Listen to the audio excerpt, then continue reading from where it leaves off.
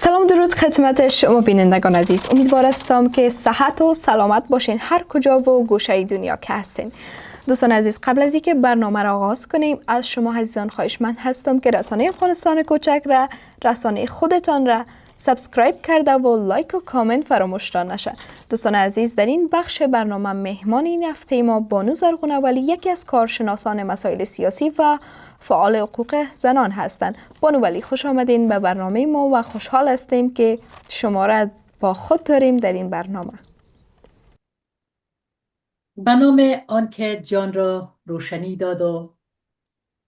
دل را آگاهی بخشید. سلام بر شما،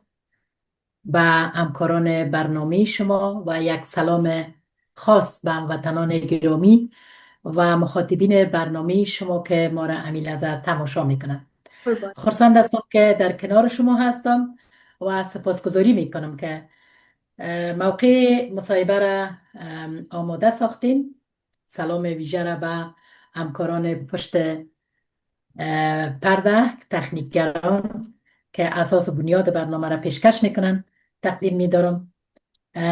آماده است. سلامت باشید. بانو ولی اگر امکانش باشه کمی بیشتر در مورد خودتان برای بینندگان ما بگوین و در مورد کارکردها و فعالیت‌هایتان بگوین. تشکر از شما. زرغونه ولی هستم. متولد افغانستان و تحصیلات عالی را داخل افغانستان از دانشگاه پیتاگوژی فارغ شدیم. تحصیلات اختصاصی را علوم سیاسی در اتحاد شوروی وقت مسکو به پایان رساندیم و آلمان از سال 1999 داخل آلمان شدیم بنا به وضعیت که فعلا هم در داخل افغانستان است. بار اول طالبا بر که قدرت تکیه زدن و ما هم مانند قشر روشنفکر امروز جامعه کشور ترک کردیم. ما سال 1999 آلمان آمدیم. اینجا هم برنامه اینتگراسیون دنبال کردیم و تحصیلات اختصاصی در عرصه پزشک که در بیمارستان آلمان مصروف کار هستم. از روز که داخل آلمان آمدیم، گرچه که اساس مبارزات ما دفاع از حقوق زنان، حضورم در کنار مردم که همیشه صدای مردم بودیم، از دوره جوانی و نوجوانی با نوشتن با قلم و قدم در کنار مردم بودیم آغاز شده و همین قسم که وقت در مهاجرت قرار گرفتیم وضعیت مهاجرت بیشتر بالای ما تاثیرگذار بوده که در دفاع مردم خود قرار بگیریم، همیشه صدا و سیمای مردم باشیم. در نهادهای مختلف امنیتی، اجتماعی، مدنی، مهاجرین در آلمان حضور داشتیم، در کنار هموطنانم بودیم، روزای سخت و دشوار صدایشان شدیم. در آیما و لاگرایی که اونا بر اولین بار گام گذاشتن در کنارشان، که زمانی که مردم مهاجر میشه خانواده وطن همه را فراموش میکنن، در غربت هستن، کمک به نیاز دارن. کوشش کردیم تلاش های بیشتر در کنار هموطنان خود انجام بدم و در کنار هموطنان خود قرار بگیرم و تا این روز هم بدون کدام انتظار، بدون از اینکه کدام پول هوایی از این مدرک به دست بیارم، صادقانه و بدون کدام انتظار در کنار مردم خود قرار داشتیم. و دور اخیرم که کاندیدای پارلمان دور افغانستان بودم، سال 2018 که افغانستان برگشتم، سپاسگزار هستم از امی تریبیون، از هموطنانم که در تمام عرصه های سیاسی، اجتماعی، فرهنگی مرا حمایت میکنند و در افغانستان هم از من حمایت کردن و بنا به چالش‌های وضعیت انتخابات او دوره ما به کرسی های پارلمان نرسیدیم، ولی همیشه در بیرون مرز صدای هموطنان به خصوص بانوانم که همیشه در افغانستان تحت خشونت بودن. امروز این وضعیت که بالای زنان افغانستان آمده اول بار نیست. ما روزای سخت دشوار در دوره اول طالبان سپری کردیم و روزایی را یادم میارم که ما گام میگذاشتیم به خاطر دفاع از حقوق زنان که از جوانی این فعالیت ما از نوجوانی آغاز کردیم. از زنای دور برم که زنای دور برم خدا میخواستم باسواد بسازم، با وجود که خودم هنوز جوان بیش نبودم، ولی گام گذاشتم در اون دوره از کار با زنان آغاز کردم. من فکر میکنم که زنانی که در داخل افغانستان بیرون کادرها با چهره ما آشنا هستند، اگر هم نیستن من میخوایم با ایشان آشنا باشم. همیشه یک خدمتگار صادق در کنارشان بودیم. من در اروپا مصروف فعالیت های مختلف قسمه که گفتم مسئول مهاجران شهر بریمن هستم. قبلا معاون شورای سراسری زنان افغانستان و یکی از بنیادگذاران برنامه تلویزیونی ندای زن، ارگان نشراتی شورای سراسری که اولین گرداننده در اونجا بودم و فعالیت کردیم. و امروز هم خوشبختانه ایجاد یکی از بنیادگذاران ایجاد دریچه بهار اروپا هستم که با برنامه‌های متنوع هم از نوای زن، سیمای ماجر، دنیای جوانان، ادبیات و فرهنگ، گفتمان سیاسی و ما و بینندگان در خدمت هموطنان خود هستم. صدای ملت هستم، به خصوص صدای زنان. ایجاد اجماع بین المللی زنان افغانستان در بیرون مرز در جولای سال 2021 که چند قدم به آمدن طالبان مانده بود، به خاطر به حمایت از زنان افغانستان که چرا زنان افغانستان در سیاست کشور شریک نباشند، چرا در دوحه اینا حضور نداشته باشند، تظاهرات داشتیم با جمع از نهادهایی که تقریبا در وقت بیشتر از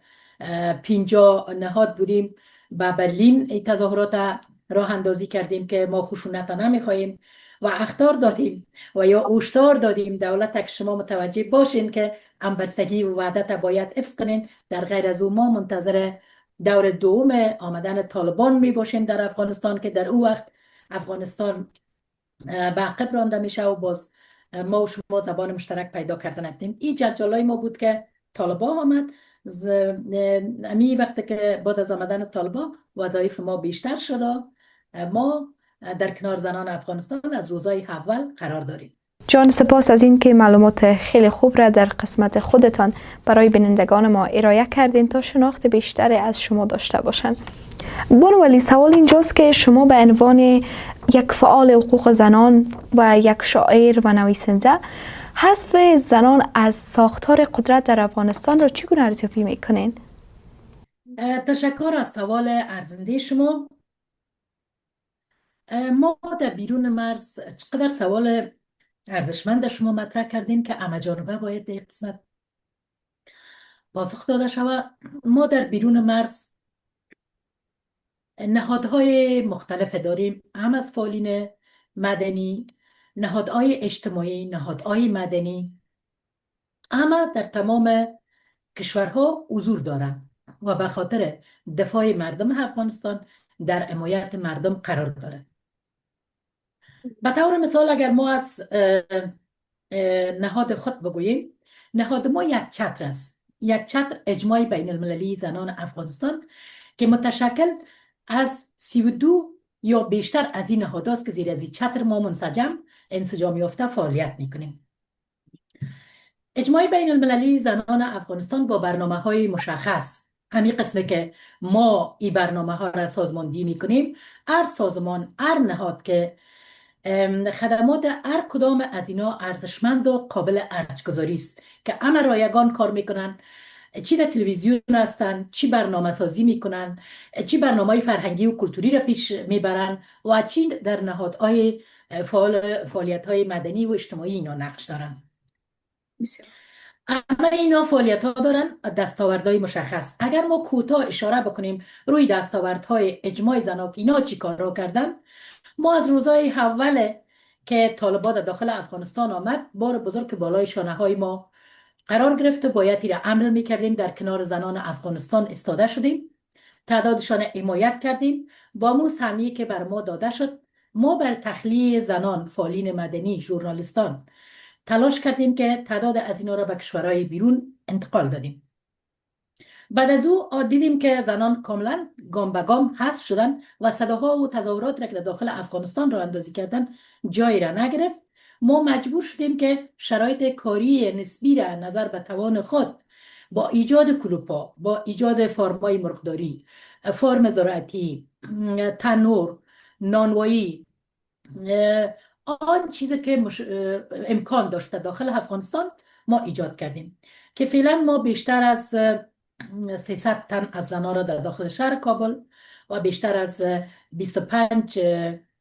کلوپ خیاطی زنان که زنان در اونجا مشارکت دارن، حضور دارن، حداقل میتونن که نان حلال از اونجا به دست بیارن. ما داریم و کورس های سواد آموزی را داریم. همین قسم برنامه های آنلاین بر آموزش پیشنهاد کردیم و پیشکش کردیم و بیشتر از 20 تلقچا که با اونا مردم نیاز داشتن اوفر کردیم در مناطق مختلف شهر کابل و اگر ما برنامه های خود از این طریق بازگو کنیم شاید وقت برنامه کم باشه.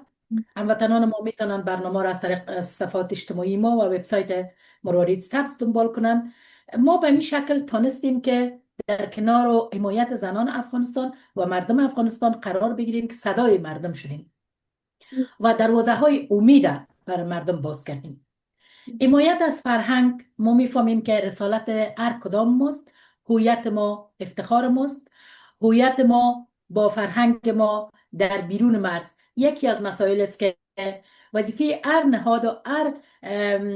فردی که در بیرون مرز است باید پاسدار هویت و زبان خود باشند که ما این همانت بر نسل‌های بعدی میسپاریم. ما دیروز در برنامه ادبیات و فرهنگ تجلیل شایسته از زبان مادری داشتیم و در اینجا هموطنان ما تماس گرفتن، نظریات خود شریک ساختن،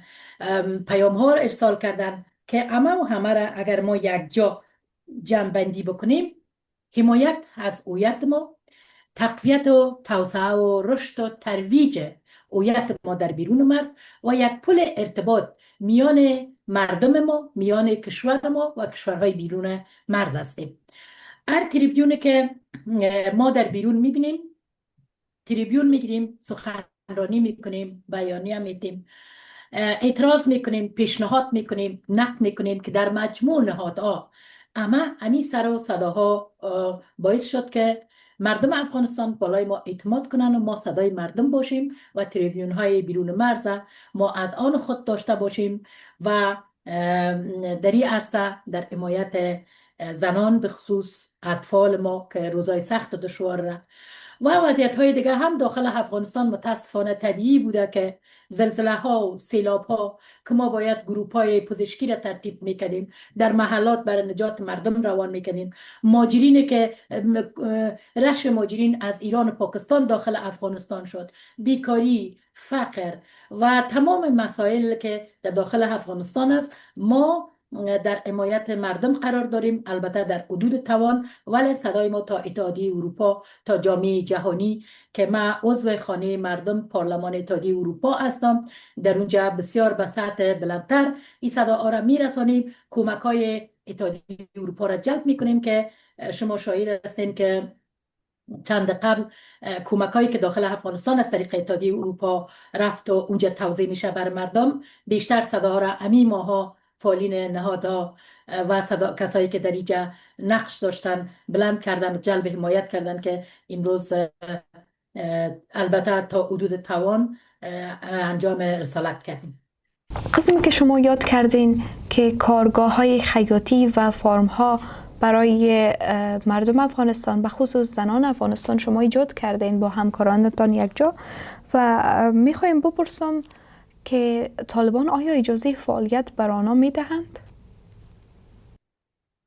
ما مشکلات بیشتر داریم همین لحظه هم، با وجود که بار بار با مسئولینش از طریق رسانه هایی که ارتباط دارن ما این مسئله را مطرح کردیم که همیشه صدای ما بلند بوده و ما چیره هایی هستیم که شاید طالبا ما را خوش نداشته باشن، ولی ما در کنار مردم هستیم، مردم ما را دوست دارن، ما حمایت میکنیم از مردم. این مسئله واقعا یک مسئله پرچالش و پرجنجال بر ما بوده که همین لحظه 3 تن از نمایندای ما را طالبا دستگیر کردن و به جرم از اینکه اینا مواد امدادی توزیع کردن، به جرم از اینکه مهاجرین حمایت کردن، به جرم از اینکه جلو فقر و گرسنگی که در افغانستان دامن گسترده داره مردم حمایت کردن، کار بشردوستانه انجام دادن یا کلوپ خیاطی ایجاد کردن که یک چند نفر از بانوان که امروز محدود هستند در داخل خانه هایشان کار بکنن، رزق روزی حلال بر خانواده ها و که بیشترین از اینا بیوه ها هستن و بی سرپرست هستن. متاسفانه که ما تعداد از نمایندای ما همین لحظه هم در قید طالبان هستند و تعداد هم که بدون جرم اینا زندانی شدن.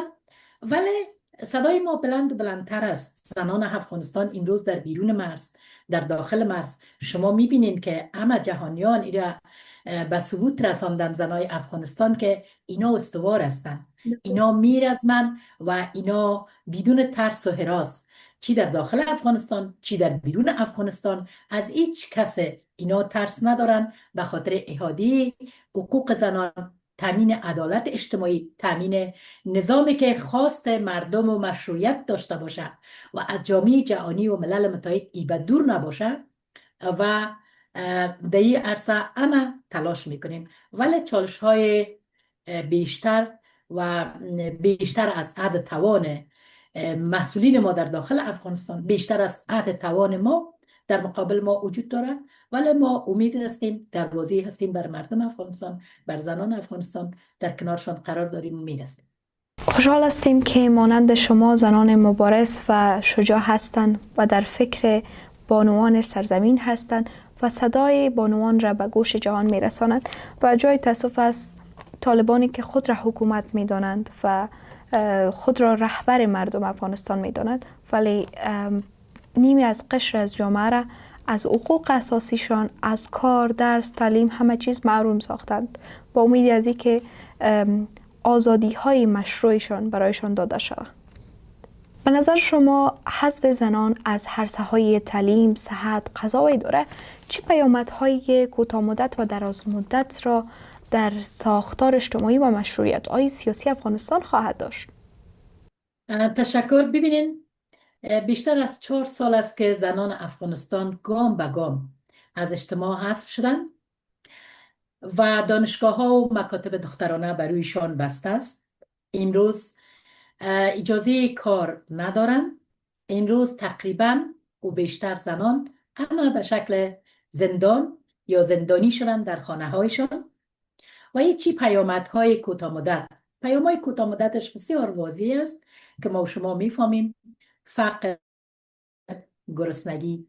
تنگدستی، گسترش وضعیت مهاجرت و از همه مهمتر که مردم باید حمایت های اقتصادی، اجتماعی و سیستم اداره به شکل که قبلا بود برای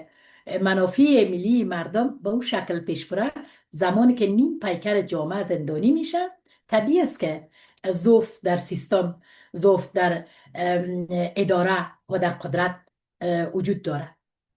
و اگر ما روی از این تمرکز بکنیم که در آینده اینا یعنی دراز مدت چقدر افغانستان متضرر میشه، بحران نیروی انسانی در قدم اول، کاهش یا نبود فعالیت های رسانه‌ای، مدنی و اجتماعی، که زمانی که در یک اجتماع، در یک ساختار، نیروهای اجتماعی و فعالین مدنیش در اونجا حضور نداشته باشد، طبیعی است که آینده افغانستان یک آینده کشور که ضعیف، ناتوان، در انزوا قرار گرفته، که امروز ما و شما میبینیم که افغانستان در انزوا قرار داره و کشور که آینده نامعلوم داره. و زمانی که قدرت یا نظام از مردم فاصله بگیره، شگاف میان ملت و نظام ایجاد میشه و این شگاف باعث میشه که جامعه را از خانواده ملل متحد به دور نگاه بکنه، جامعه به انزوا قرار بگیره، که ما فعلا بیشتر از 4 سال میشه که افغانستان به رسمیت شناخته نشده و این یکی از دراز مدت عوامل است و پیامدهایی است که در قبال خود داره. تشکر. سلامت باشین. از نظر شما مقصر این وضعیت کی هست؟ خب اگر ما امروز بشینیم سر از این بحث کنیم که مقصر من هستم یا شما هستین یا کی است، کدام نظام است، طبیعی است که ما نقد و انتقاد خود داریم. نظامی که در قدرت بود 20 سال با پروژه های بسیار کلان، با حضور ناتو در داخل افغانستان، میتونست این نظام یک نظام باشه، نظام مردمی، هم بر زن خدمت، بر تمام اقشار جامعه خدمت میکنه، از پروژه هایی که به دست آورده بهترین امکانات بر مردم افغانستان استفاده کنه و در اونموجه میتونست که نمایندگی کنه از مردم افغانستان و افغانستان به این حالت، به حالتی که فعلا همه مردم درد میکشند به شمول خودشان که در نظام بودن،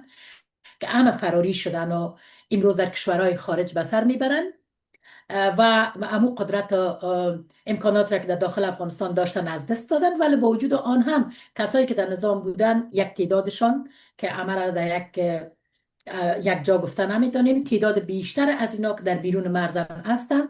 با انتقال سرمایه های خود با مو چور و چپاول که در داخل افغانستان کردن. حالا من خودم شاهد بودم در دوره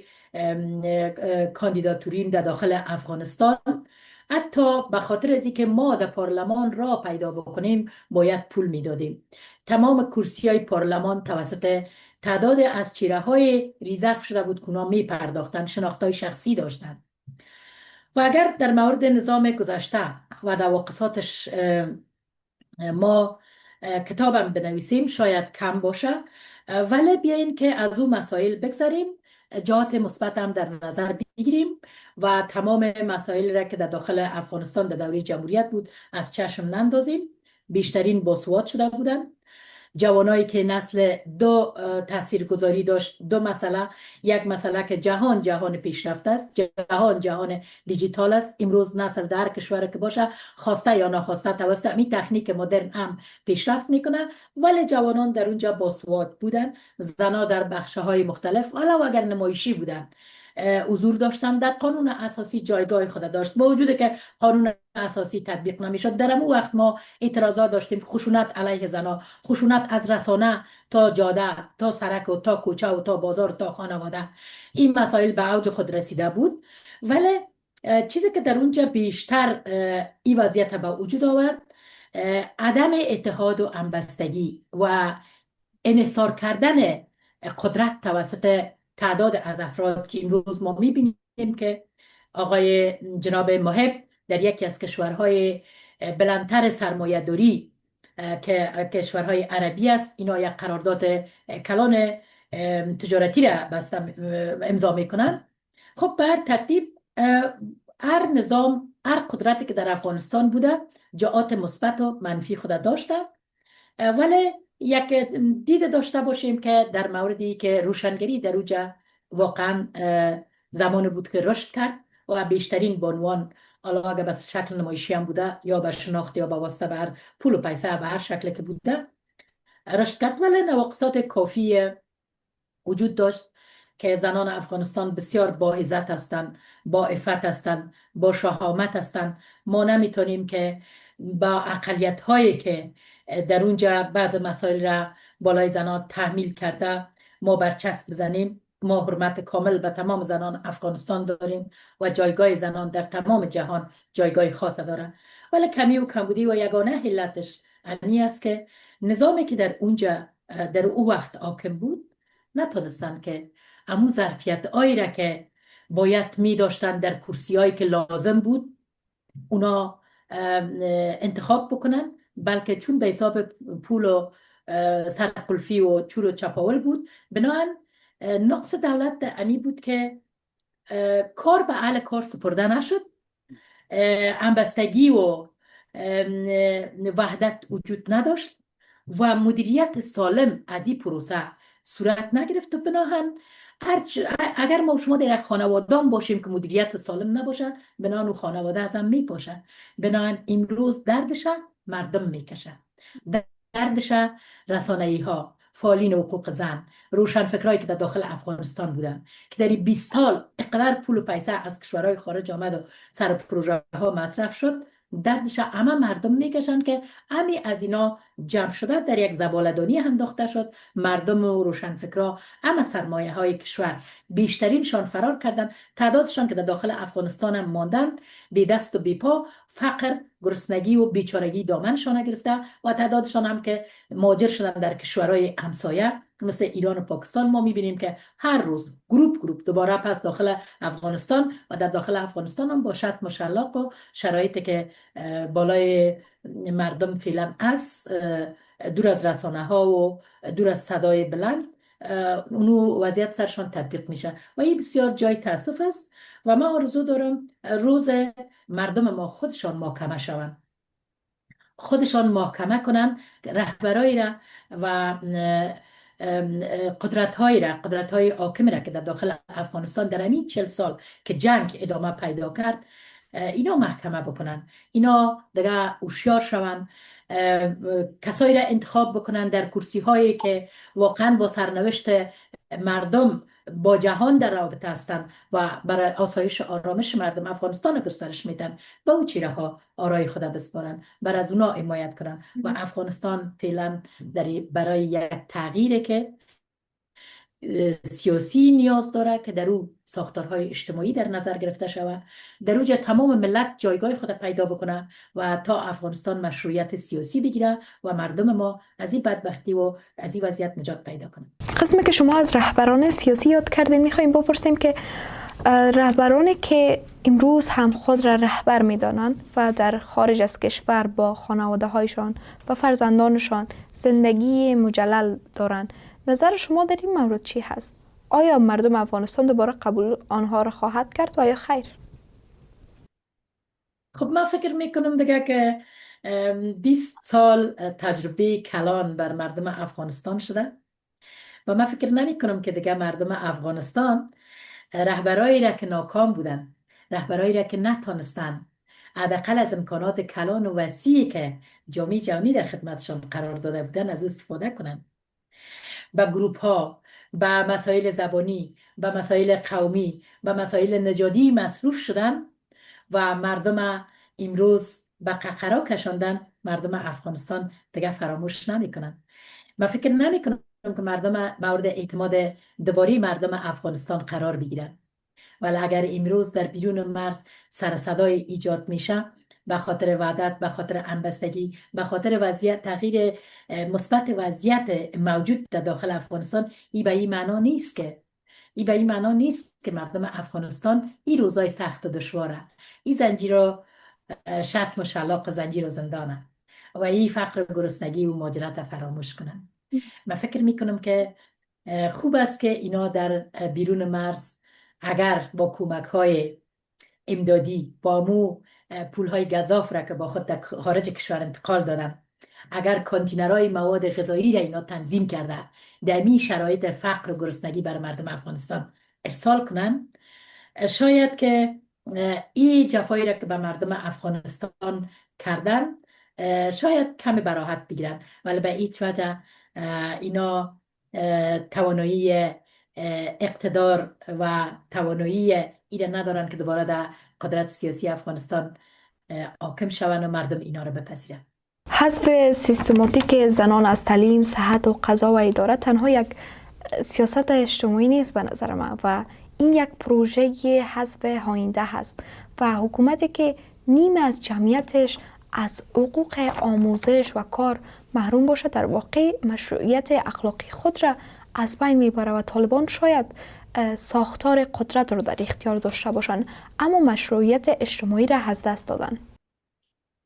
ببینین مسئله حذف زنان افغانستان دو مسئله است. یکی میتونیم که حذف زنان از اجتماع به حساب برنامه ایدئولوژیکی قدرت حاکم در افغانستان دانست که بنا به مو مسائل مذهبی و دینی را که خودشان بر زنا انتخاب کردن با زور و شتم و شلاق انحصار تعمیل میکنن. و مسئله مهم دیگر را که ما در نظر بگیریم خاموش ساختن زنا یا حذف زنا به منظور یک دسته ساختن و یا یک جا بودن یا کار کلانتر خود قدرت حاکم صورت گرفته یک برنامه سیاسی است، نه تنها ایدئولوژیکی است بلکه یک برنامه سیاسی است که صدای مردم کاهش پیدا بکنه و اونا فکر میکنن که کاهش صداها، کاهش فعالین مدنی، کاهش فعالین حقوق زن اینا را قدرت میده، ولی این برای کوتاه مدت شاید قدرت بده برشان که نظام خود حفظ بکنن، ولی بر دراز مدت آینده افغانستان به طرف جهالت، به طرف اقتصاد پایین، انزوای بین المللی و جهانی و دور از کمک های بین المللی و نظر جهان در مورد افغانستان اینا قرار می گیرن. آینده افغانستان یک افغانستان ناتوان، یک افغانستان فقیر، یک افغانستانی که دیگر در جامعه جهانی با همین تخطی هایشان که فعلا در نظام است آینده افغانستان. و این به معنای از این نیست که نیم پیکر جامعه در یک کشور، نیم پیکر جامعه، بیشتر حتی نیم از پیکر جامعه رو در خانه ها زندانی بکنن، اینا به یک افغانستان آباد، آزاد، مستقل میرسن. برعکس اینا به افغانستان ناتوان، به افغانستانی که با رکود اقتصادی مواجه میشه و افغانستانی که به انزوای بین المللی مواجه هست، و ایجاد در امو وقت یعنی اگر ما 10 سال بعدتر، 15 سال، 20 سال بعدتر در نظر بگیریم، آینده افغانستان به همین وضعیت دیده میشه. ما هیچ وقت به یک دستاورد کلانه که با اصل نیم پیکر جامعه، یک نظام، یک قدرت سیاسی حاکم نیم پیکر جامعه را اصل بکنه و آینده افغانستان بگوید که ما آینده افغانستان با پیشرفت، توسعه و افغانستان مترقی و آزاد می داشته باشیم. نخیر، افغانستان سقوط خواهد کرد و از جامعه بین المللی دور خواهد شده به انزوای سیاسی و از این بدتر ضعیف و ضعیفتر خواهد. خب قضاوت را میگذاریم به دست مردم. بانو ولی، وضعیت زنان افغانستان امروز در سطح جهان چگونه بازتاب یافته است؟ آیا جامعه جهانی به ویژه نهادهای حقوق بشری و سازمان ملل متحد واکنش‌های جدی را نشان دادند و یا خیر؟ در مورد واکنش جامعه جهانی قابل یادآوری میدانم که با وجود که رسانه ها، بیانیه ها، اعتراض ها در مجموع که تریبیون هایی را که ما گرفتیم همه دست به دست هم داده، ما اعتراض بوده، نه تنها ما، در مجموع مردم در بیرون مرز اعتراض ها بوده. ولی چیزی که در اینجا مهم است، یک شکاف اخلاقی با وجود آمده که تا به حال که آنقدر که با وجود که جسته و گریخته از تریبیون ها توسط بیانیه های یا بعض کنفرانس ها و نشست ها، وضعیت موجود زنان افغانستان اینا در مورد بحث دارن و تقویم میکنن، ولی شگاف کلان اخلاقی که وجود داره و او محسوس است تا حال کدام دستاورد عملی صورت نگرفته با تاسف. ولی نامیدی که بیشتر ایجاد شده، ما بر مردم افغانستان در مجموع امید آرزو داریم، دروازه امید باز است و ما تلاش داریم. در مجموع مردم افغانستان در بیرون مرز تلاش دارن که به یک دستاورد که قابل قناعت مردم افغانستان، قابل قناعت بخش بر مردم افغانستان و بر جهان باشه نایل شویم. ولی متاسفانه که فعلا او قسمه که انتظار میرفت کدام دستاورد عملی وجود نداره. جامعه جهانی دقیقاً که بارها نگرانی خود را اعلام کرده، اما ما می‌خواهیم که بیشتر توجه در قسمت افغانستان و به ویژه موضوع خانمان افغانستان بکنند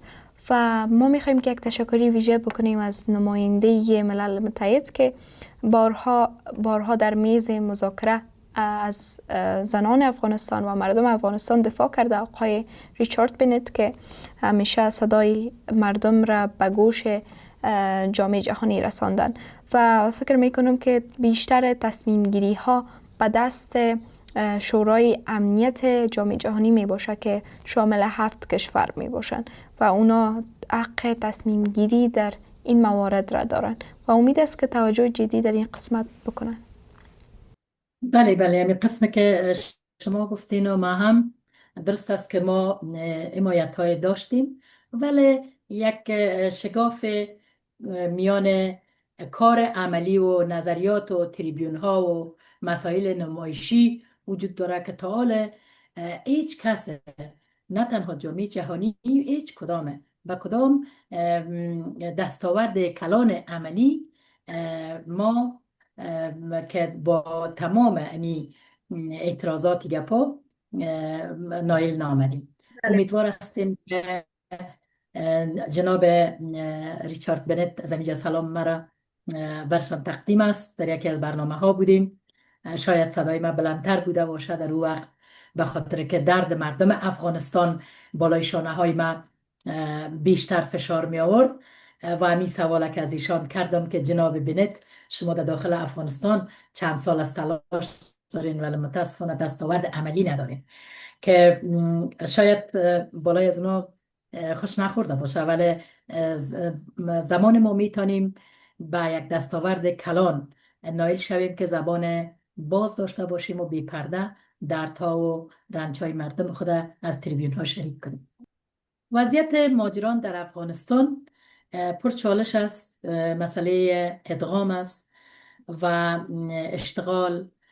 دوهویتی. این مشکلات مهاجرین ما در آلمان داره، اما فراموش نکنیم که ظرفیت‌های بسیار ارزشمند سیاسی اجتماعی را در جمع خود دارند. وضعیتی که در مورد طالبان شما سوال کردین که آلمان اینا را به اینجا خواستن و سفارت ها را برشان تحویل دادن. در این مورد قابل یادآوری میدانم که نه تنها آلمان، حالا هر کشور دیگه با چنین یک نظام و قدرت سیاسی که در یک کشور تخطی از حقوق بشر داشته باشه، که امروز واضح افغانستان، طالبات داخل افغانستان متهم به تخطی از حقوق بشر هستند. هر کشور دیگه که چنین یک نظام به رسمیت بشناسه و یا سفارت ها را حالا هر تعامل که با اونا دارن داشته باشه، به مثابه تخطی از حقوق بشر و عادیسازی تخطی های حقوق بشر در سطح جهان به نمایش میگذارند. در وضعیتی که زنان افغانستان محدود هستند، دانشگاه ها بسته است، مکاتب برویشان بسته است، ولی تخطی های مشهود در داخل افغانستان از حقوق بشر صورت میگیره، ولی در بیرون مرز تعداد از کشورهای بر طالبان با طالبان تعامل میکنن که نامش تعامل گذاشتن. چنین تعامل ها به نظر من بغیر از اینکه به نمایش گذاشتن تخطی های حقوق بشر در سطح جهان بیشتر چیز معلوم نمیشه و البته ای به باور است که ما خواهش میکنیم از کشورهایی که از چنین تعامل ها با چنین تعامل ها دست میزنن، لطفاً به حمایت مردم افغانستان، به خصوص به حمایت زنان افغانستان بشتابند و چنین تعامل ها را در سطح کشور به خصوص کشورهای ابرقدرت اجازه ندهند. بانو ولی، در حال حاضر در آلمان مصروف چه فعالیت هایی هستین و به عنوان یک نویسنده و شاعر که میدانیم شما بعض وقت شعر هم میسرایین و چند کتاب هم نوشتید و مشاور سلامت روان هم هستین، چه نقشی برای خود در حمایت از زنان افغانستان و حفظ هویت فرهنگی و روانی مهاجران افغانستان را میدهید؟ در قسمت مهاجرین و مسائل صحی و روانیشان ما برنامه‌های مشخص بر مهاجرین داریم، نه تنها در بخش صحت و روان اینا رو کمک میکنیم و مهاجرین که از کشورهای جنگ زده میآیند در مجموع اینترنشنال از تمام کشورهایی که میآیند، اینا باید مورد حمایت روحی و روانی قرار بگیرن و روحی و روانی به این معنی که بیشترینه که ما در لاگرهای مهاجرین میریم، با اینا به تماس میشیم، تمام مسائل روحی روانی از اینا را زیر پوشش میگیریم و از طریق برنامه های مشترک محل کار، محل زیست، محل که اینا جدیدن لاگرایی که اونا هستن، این برنامه ها را ما تطبیق میکنیم. بیشترین مشاورین ما در این بخش تحصیل کرده هستند و بخصوص کسانی که در بخش سوسیال یا کارهای سوسیال یا مردمی را انجام میدن، اکثریت از اینا با چنین مسائل آگاهی دارن و ما بیشتر مهاجرین که متضرر هستند. شما شاهد هستین که زمانی که مهاجرین در بیرون مرز میان، یک تعدادش که دست به جنایات میزنن و ما کوشش میکنیم که روی روان مهاجرین که از کشور جنگ زده میان تاثیرگذار باشیم، ولی کمی و کمبودی های هم در سیستم دری که مهاجرین به کشورهای میزبان میره وجود داره که نتایج باز ما چند سال بعد میبینیم که تعداد از مهاجرین با اونمو اساسی که داشتن اینا آمدن مورد توجه قرار نگرفتن، از نگاه روانی، از نگاه اجتماعی و زبان و بعض انتگراسیون در کشورهای بیرون، باز نتایج بسیار وخیم داره. در از می تریبیون من تقاضا دارم از کشورهای میزبان، با وجود که پول گزاف بالای مهاجرین مصرف میشه، ولی در قسمت مسائل روحی و روانی مهاجرین، به خصوص مهاجرین که از کشورهای جنگ زده میان، بیشتر سرمایه گذاری کنند. اگر میخواین که کشور میزبان آرامش داشته باشه و جنایات در اوجه مثل که کشتار، قتل و زندان و مسائل دیگه ایجا وجود نداشته باشه، باید تمرکز کنن روی روان و روی مهاجرین که در آغاز میاین، نه تنها از نگاه انتگراسیون، از نگاه زبان، بلکه از نگاه روان، از نگاه پزشک، از نگاه صحت هم باید سرمایه گذاری کنن و مهاجرین تربیه بکنن که چند سال بعد در این کشور جنایتکار نباشن، آدمکش نباشن و به بسیار مسائل جنایی دست نزنن، بلکه اینا اینتگریت شون، در بازار کار برن و مفید برای جامعه هم واقع شون. شما با دعوت سفارت افغانستان در تاجیکستان، یعنی افغانستان کوچک، برای اشتراک در مراسم نوروزی و رونمایی کتابتان به تاجیکستان سفر میکنین. هدف حضور شما در این محفل چی هست و آیا شما با سفیر افغانستان آقای اخبر شناخت از قبل داشتین و یا هم خیر؟ سوال بسیار خوب است، تشکر. نخست خود تشکری میکنم از دعوت اعضای محترم سفارت در رأس جنرال صاحب ظاهر اخبر که شخصیت محبوب، شناخته شده و دیپلمات موفق هستند که از ما دعوت کردن. هدف ما جهت اشتراک در چنین برنامه ها، اولی که تامین روابط فرهنگی، ایجاد یک پل ارتباطی میان کشورهایی که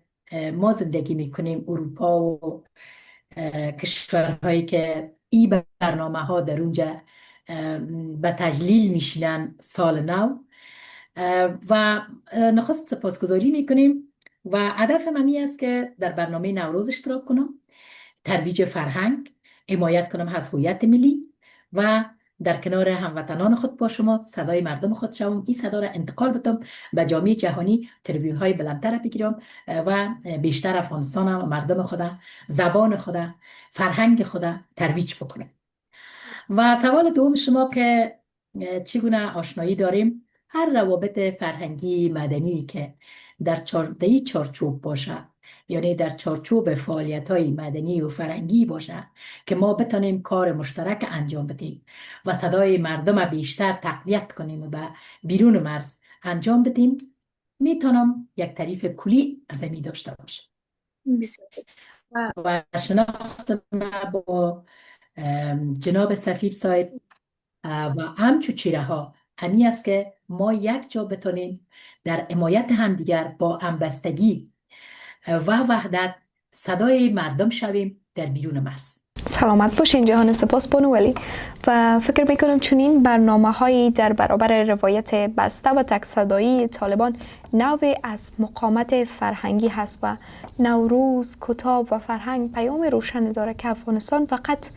تصویر محدود و ایدئولوژیک امروز نیست. افغانستان تاریخ است، تنوع هست و تمدن است و امید است که شما را به خیر از نزدیک ببینیم. حرف آخر را که میخوایم بگویم، پیام ما برای شما بانوانه که همین لحظه پشت خط نشستین و مصاحبه دارین و همچو چهره ها ای است که شما قوی باشین، استوار باشین، نامیدی را به خود را نتین. کسایی که در بیرون مرز است همه در حمایت زنان افغانستان است و همه یک جا به خاطر یک افغانستان آباد، شگوفان، دور از تعصبات قومی، زبانی، با وحدت و همبستگی مبارزه میکنیم و میرزیم. موفقیت بر شما، بر همکارتان که پشت خط هستند و به تمام هموطنان تمنا دارم. جان سپاس که تا این دم با ما یک جا بودین و اکنون برنامه ما به پایان میرسه و امید است که خسته نشده باشین و شما را هم به خداوند یکتا و مددگار میسپاریم.